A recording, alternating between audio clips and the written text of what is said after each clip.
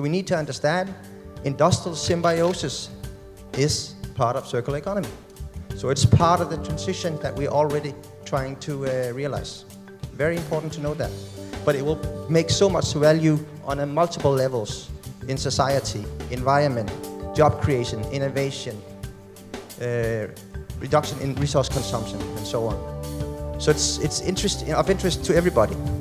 It's really long-lasting partnership relationships where you dedicate yourself as a company in partnerships, and in doing so, opening up, sharing, trusting, what you get back is an additional business model that could turn your business around and help you, grow.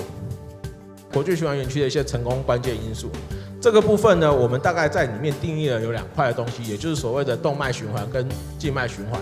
静态循环园区呢，通常会喜欢在既有的工业区产生固体废弃物的循环。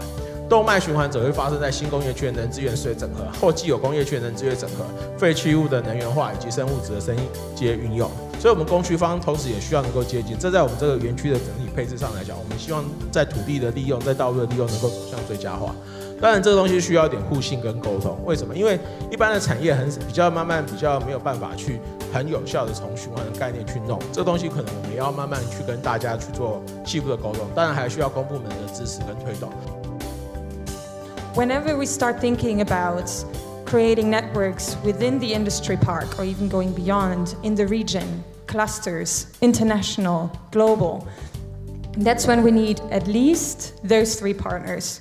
We need the government, we need the policies to support ideas such as industrial symbiosis.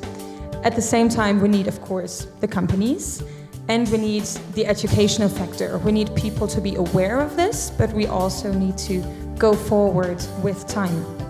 And the major drivers why to go in some kind of industrial park was not what you might perhaps first think, low taxes, low land prices or something like that.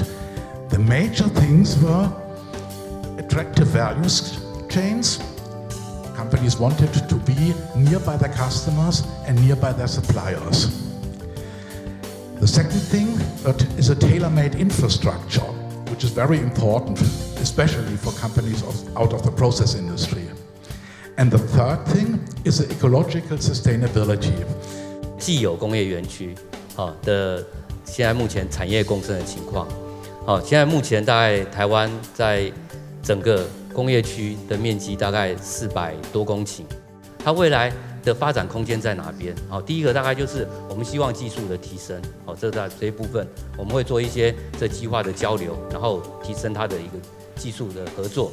然后这个大概是我们循环的指标，我们大概就是参考国际间对于这个生态园区有哪些指标，不管是节能节水或是废弃物的处理，我们这一部分定指标之后我们希望是说落实到整个工业区里面来评估每一个工业区到底缺了什么，它未来的潜力可以再往哪个地方发展，旁边的周边有哪些资源可以再做进一步的整合。这个制度能够扩及到从每个点到每个县到每个面，就从全国的不管是只有一个工业区到这一个区域到全国各个刚刚所讲的209个工业区都可以这样的来做。燃料锅炉冒烟，有环保的问题，你又要投入一些污染防治的设备，所以如果我们可以直接供应给你蒸汽，它根本就可以少掉这一些公安跟环保的一个困扰。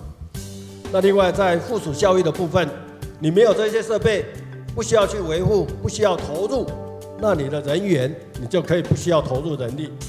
那当然你也不需要有准备一些土地来盖这一些锅炉，然后是其他的这些产气的设备。